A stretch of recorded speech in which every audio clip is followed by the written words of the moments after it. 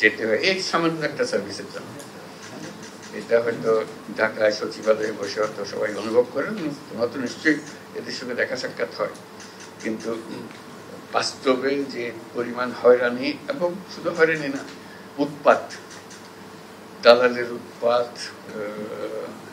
তারপরে উপদালালের উৎপাত, বাড়িঘরের উৎপাত, গিয়ে গিয়ে উৎপাত, পুলিশের উৎপাত, নানা ভঙ্গি একটাকে কেন্দ্র করে কত রকমের যে উৎপাত মানুষের জীবনে আসে, এবং তার এমন থাকা এটা ছাড়া তার উপায় নেই, বাঁচার উপায় নেই। যত উৎপাতই হোক তাকে এটা গ্রহণ করে কাজটা করিয়ে নিতে হবে, এবং যেটা কয়েক মিনিটের কাজ সে বহুদিন ধরে এটা ঘুরিয়ে পেঁচিয়ে এটাকে করে। আজকে যেটা আমাদের মনের মধ্যে ছিল যে এটাকে, যেহেতু অনলাইন সার্ভিসের কথা আমরা সবার সঙ্গে বলেছি, কথা বলছি, সবাই উৎসাহ দিচ্ছে, আমি মনে করছি কেন্দ্রীয়ভাবে একটা আনুষ্ঠানিকভাবে প্রাতিষ্ঠানিকভাবে এটা করা যাবে না কেন। তো সেই চ্যালেঞ্জের ভিত্তিতে ফয়েজের সঙ্গে আলাপ করলাম, ফয়েজ খুব উৎসাহ দিল যে এটা পারা যায়। আমরা অন্তত খুব বিনীতভাবে দু এক জায়গায় করি, দেখা যাক, না হলে মানুষ বললো যে এটা করলো কিছু করলো। তো তারই প্রারম্ভ হবে আজকে, সেটাই জানা। এবং সবার যে উৎসাহ আছে জনে জনে যখন আলাপ করেছি সেটা আমি দেখেছি, আমাদের উৎসাহের কোনো কমতি নেই, কিন্তু কাজটা এগোতে পারছে না। অনেকে শুরু করে দিয়েছে, কিন্তু কাঠামোর অভাবে এটা হয়তো ছড়াচ্ছে না। আমরা চাচ্ছি যে এটা একটা কাঠামোগত রূপ দিই তার, যাতে করে এর মাধ্যমে উদ্যোক্তাদের মারফতে এটা আসুক, এবং সবাইকে মূল বিষয়টা হবে যে মেসেজটা আমরা দেবো, আপনি ঘরে বসে নিজের জায়গায় করবেন, আপনার কিছু অসুবিধা হলে ওই কেন্দ্রে আসেন, আর কেন্দ্রে আসে ওই 7 জনে, তবে পরবর্তীতে আপনি নিজে করতে পারবেন। আপনি না পারলে আপনার ছেলে মেয়ে পারবে, যারা তরুণ তরুণী আছে তারা শিখে যাবে, 2-1 মধ্যে শিখে হবে, তাহলে একটা সব অসুবিধা হবে। সেটাই ছিল আমাদের সুযোগ।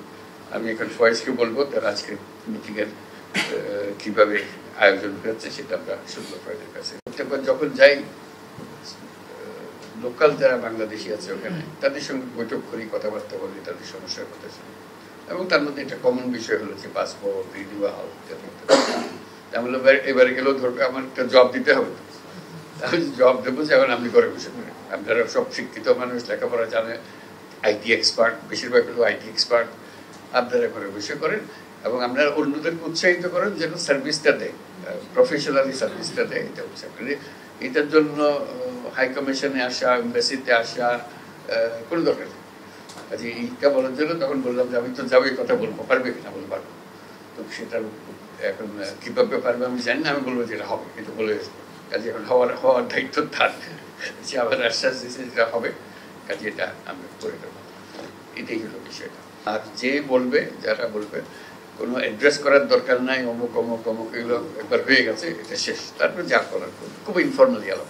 মাঝে মাঝে বলবো কথা, এটা প্রসঙ্গে যে জাপান যাওয়ার প্রসঙ্গে, তো সেখানে আলোচনা প্রসঙ্গে জানলাম যে জাপান সরকার যারা জাপানি ভাষা বলতে পারে তাদের লেভেল আছে, লেভেল 1, লেভেল 2, বিশেষ লেভেল 4 পর্যন্ত যে পারবে তাকে ওইটা পাস করলে নিয়ে যাবে, ঠিক আছে বিষয়টা।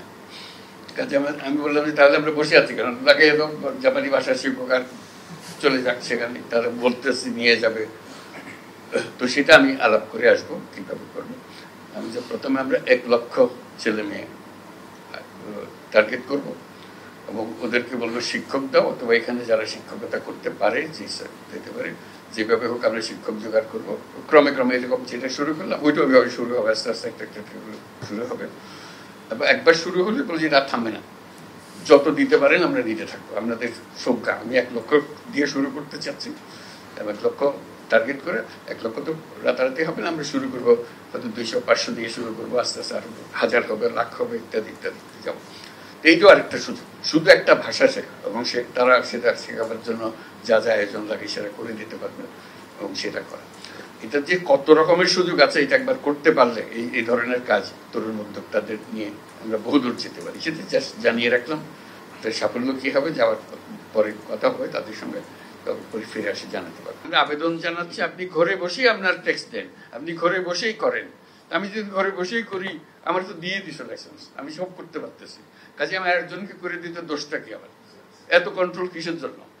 কি আমি করতেছি, আমার দিয়ে দিছো, আমি করতেছি, আমার ছোট মেয়ে সে গিয়া পাড়ার সব একটা করে দিয়ে আসে, ও জানে ওর একটু ধরো করে দিতে পারে। সেটা যদি হয় তাহলে ভয়টা, অত ভয় আর নাই, যে আমি তো নাগরিকের কাছে দিয়ে দিয়েছি, বলছি আপনি ঘরে বসে এটা করেন, এই তোমার যত ভূমি মন্ত্রণালয়ের যত কিছু আছে সব পেছনে হলো যে আপনি ঘরে বসে করবেন, আমি অনলাইন করে দিয়েছি, আপনি সব এখানে পাবেন। আমরা শুধু এটাকে সিস্টেমেটিক করছি, অনেকে ভয় করতেছে না, বা এখনো সে ভয় থেকে সে বেরিয়ে আসতে পারতেছে না, বের করে আনার জন্য এটা কয়েকদিন পরে দেখবে যে এটাও রিলেভেন্ট হয়ে গেছে। সে বলছে ওকে নিয়ে লাভ কি, বসে থাকতে হয়, আসো ঘরে বসে করে ভালো। মানুষের এনআইডি নিয়ে জিল্লতি, এটা মানে বিশ্বাসযোগ্য না, এত রকমের জিল্লতি হয়।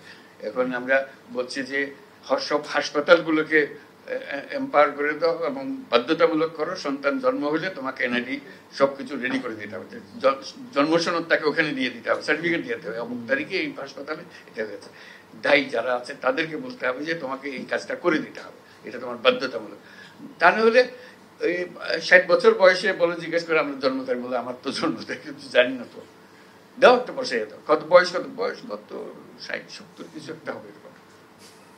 মানুষ নিজের নাম জানে না, এদের নিয়ে আমাদের কাজ করতে, নিজের নাম জানে না। আমাদের অভিজ্ঞতা, আমাদের কাজের মধ্যে অভিজ্ঞতা হলো যে আপনার নাম বলেন, না আমিনার মা, আমিনার মা, তাকে কোনোদিন বলা হয়নি তার নাম কি, অমুকের মেয়ে হয়ে সে জন্মগ্রহণ করেছে, অমুকের ছেলে হয়ে সে জন্মগ্রহণ, অমুকের ছেলে, ওকে অমুকের নাতি, তারপরে হলো অমুকের মা, তারপরে হলো অমুকের শাশুড়ি, ইত্যাদি ইত্যাদি, এইগুলো। কাজে নাম তার নাই, কাজে তাকে নাম দেওয়া, তারিখ স্থাপন করা, আমাদের যত এনআইডি আছে তার মধ্যে 50% হলো যে ভুয়া জন্ম তারিখ, আরো বেশি হইতে পারে। আর আমার জন্ম তারিখ তো আমাদের জানা নেই কেউ। এইভাবে আমরা হয়েছে। আমাদের বেশিরভাগ স্কুল কলেজের শিক্ষকদের দায়িত্ব হলো, বিশেষ করে প্রাইমারি স্কুলে ম্যাট্রিক পরীক্ষার সময়, এখন এইচএসসি এসএসসি এগুলো, যে হেডমাস্টার জন্ম তারিখ বসে আছে, এবং বেশিরভাগের জন্ম তারিখ হলো 1 জানুয়ারি। বাংলাদেশে যত 1 জানুয়ারিতে জন্মগ্রহণ করে, পৃথিবীর কোনো দেশে এত জন্মগ্রহণ করে দিতে হবে তো, এত 1 জানুয়ারিতে এত কম, তোমরা প্ল্যান করে রাখো 1 জানুয়ারি। আমি খুব এক্সাইটেড আজকের দিনের জন্য, সবাই মিলে এসেছি আমরা, একটা বড় রকমের কাজ এটা, যাতে করে আমরা জানি যে আমরা যে যাত্রা শুরু করলাম এটা সবার কাছে আমরা পৌঁছে দিতে পারবো, এটা একটা ঢেউ শুরু হবে, যাতে করে সার্ভিসগুলো নিশ্চিত মনে এবং সঠিকভাবে সেই সার্ভিসগুলো পায়, কোনো রকমের উৎপাতের মধ্যে দিয়ে তাকে হয়রানির মধ্যে দিয়ে যেতে না হয়। আজকে ফয়েজ বললো যে প্রত্যেক মন্ত্রণালয়কে অনুরোধ করেছে একটা করে অন্তত দেন, একটা করে শুরু হোক, যারা বেশি দিতে চায় মোস্ট ওয়েলকাম, যত বেশি আসে তত ভালো হবে। তো কেউ যদি পরীক্ষা করতে চায় একটা দিয়ে দেখি না আবার কি বিপদে ফেলে আমাদেরকে, সেটা আমাদেরকে নিয়ে টানাটানি করবে, দ্যাটস অলসো ওয়েলকাম। কিন্তু এটা গিয়ে একটু দেখে আসে আর কি করে, যেহেতু আমরা এখানে আছি, একটু যে 3টার কথা বলছে এটা বাস্তবে কিরকম হচ্ছে, প্রথম দিকে হয়তো বেশি লোকজন আসবে না যেহেতু জানে না, আস্তে আস্তে যখন আসবে একটু গিয়ে উঁচি মাইরা দেখে আসলাম যে কি হচ্ছে, কি আলাপ সালাপ হচ্ছে, একটু শুনলাম তারা কিভাবে কাজ করছে, 2-1 সঙ্গে আলাপ পরিচয় করলাম, নিজে যদি উৎসাহ বোধ করি ঠিক আছে, আরো আমরা 2-1টা আইটেম দিয়ে দেখি কিরকম করে। আর যদি মনে হচ্ছে আমার আইটেমটা দিছিলাম কিন্তু ভালো করছে না, একটু উইথড্র করলাম, আবার দেখলাম কিভাবে করলে এটা সঠিক হবে। এইভাবে আমাদের একদম ঘরের ভেতরে বসে থাকলে তো এটা করা যাবে না। আমরা বলছি অনলাইন, আমরা কিন্তু বলে যাচ্ছি অনলাইন দিচ্ছি, ঘরে বসে করুন, এটা ঘরে বসে চাইতেও আরো ঘনিষ্ঠ, ঘরে বসে করা তার কোনো নিয়ন্ত্রণে আমি খুঁজেও পাচ্ছি না। এটা অন্তত গিয়ে দেখে আসতে পারতেছি কে কি করছে, কিভাবে হচ্ছে, কয়টা করেছে, কি ধরনের সার্ভিস লোকে পছন্দ করছে। এখন ধরো 10টা-12টা সার্ভিস একসঙ্গে হয়তো হলে তার মধ্যে কোন সার্ভিসটা সে বেশি চাচ্ছে, 1 নম্বর সার্ভিস কোনটা বেশি চায়, 2 নম্বর সার্ভিস বেশি কি চায়, তাহলে সেটার থেকে আমরা একটা ধারণা পাবো, সেটাও একটা স্ট্যাটিস্টিক্স আমাদেরকে দিতে পারে, এটা উৎসাহিত করবে সবাইকে। কাজে এটা যাতে নিশ্চিত হই আমরা ত্রুটিমুক্ত থাকি, যাতে করে কেউ না বলে যে না এটা চালানো যাবে না, যাতে এর দূর অগ্রসর হওয়ার পরে চালানো যাবে না decision not be very welcome decision. কাজে আমাদের নিশ্চিত হতে হবে যেটা করছি সঠিকভাবে করছি, এখানে ভুল করার সম্ভাবনা অতি অতি অতি নগণ্য, এটা অলমোস্ট নীল, এই পর্যায়ে নিয়ে যেতে হবে, তখন বর্ষা আসবে সবার জন্য। আজকের মধ্যে এখানে আমরা সমাপ্ত করি, সবার জন্য একটা হাততালি একসঙ্গে।